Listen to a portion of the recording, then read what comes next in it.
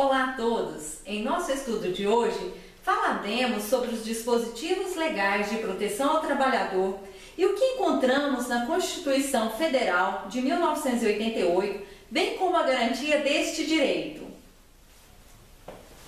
O direito do trabalho surgiu para proteger o trabalhador, visando o equilíbrio entre o capital e o trabalho, gerando direitos e obrigações entre empregados e empregadores. Na aplicação do direito e nas garantias dos direitos fundamentais, está inserido o direito do trabalho e o princípio da proteção do trabalhador. Podemos considerar este o guardião de todos os princípios fundamentais dos trabalhadores. Este princípio é a direção que norteia todo o sentido da criação do direito do trabalho, sendo de proteger a parte mais frágil na relação jurídica, que é o trabalhador. Acontece que, até o surgimento de normas trabalhistas, em especial dessa especializada, o trabalhador se via desprotegido em comparação ao empregador. A história indica a grande necessidade da intervenção do Estado nas relações de trabalho, buscando assegurar ao menos a dignidade do trabalhador.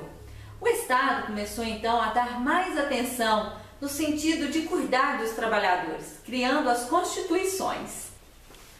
Américo Pá Rodrigues, autor uruguaio, conhecido e reconhecido mundialmente na área trabalhista, mostra a desigualdade existente entre as partes da relação trabalhista. Escreveu ele, abre aspas, historicamente, o direito do trabalho surgiu como consequência de que a liberdade de contrato entre pessoas com poder e capacidade econômica desiguais conduzia a diferentes formas de exploração. Fecha aspas. Com este contexto, a história nos mostra que em 1824, a Constituição do Império aboliu as corporações de ofício. Em 1891, a Constituição Federal institui a liberdade de associação. A Constituição de 1934 foi a primeira Constituição Federal a tratar do direito do trabalho, garantindo a liberdade sindical, o salário mínimo, a isonomia salarial, a proteção ao trabalho de mulheres e menores, o repouso semanal e férias anuais. A Constituição de 1946 trouxe a participação dos trabalhadores nos lucros, estabilidade e direito de greve. E por fim, a atual Constituição da República de 1988 colocou os direitos dos trabalhadores incluídos no capítulo dos direitos sociais e garantias individuais. Esta Constituição de 1988 traz uma inovação ao atual texto constitucional, que foi o deslocamento dos direitos trabalhistas que antes pertenciam ao capítulo da ordem econômica e social, que geralmente figurava no final das constituições anteriores para uma posição de destaque na nova Constituição, no capítulo dos direitos sociais constantes nos artigos 6º ao 11.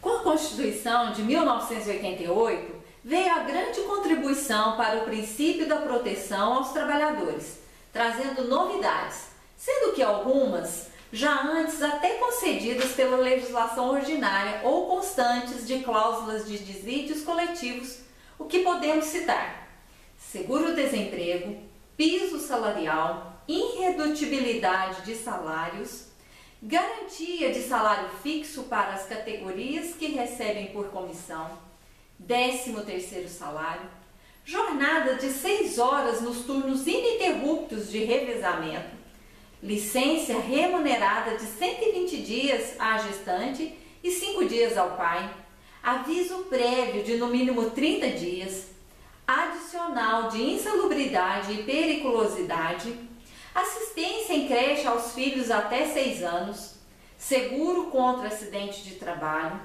prescrição quinquenal aos trabalhadores urbanos e rurais, proibição de descontos e retenção de salários, direitos trabalhistas dos empregados domésticos, exclusão da estabilidade, salário mínimo unificado em todo o Brasil, início normal da vida de trabalho assalariado aos 16 anos, jornada semanal de 44 horas, horas extras com adicional de 50%, férias com 1/3 a mais de remuneração, direitos de greve sem restrições. A partir daí, observou-se a preocupação do Estado em assegurar aos trabalhadores nas relações jurídicas que tivesse uma condição de igualdade entre trabalhadores e empregadores.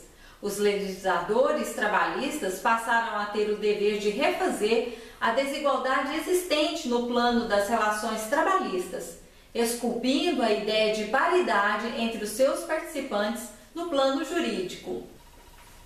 Por essa Constituição de 1988, ficou clara a necessidade de igualdade entre as partes nas relações jurídicas, pois no caput do artigo 5º diz que todos são iguais perante a lei.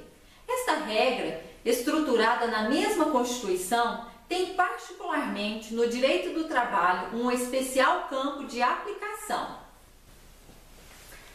Neste contexto, encontramos o que é exatamente o regular das relações trabalhistas, surgindo com o direito do trabalho uma ferramenta para compensar a desigualdade econômica desfavorável ao trabalhador, com uma proteção jurídica favorável.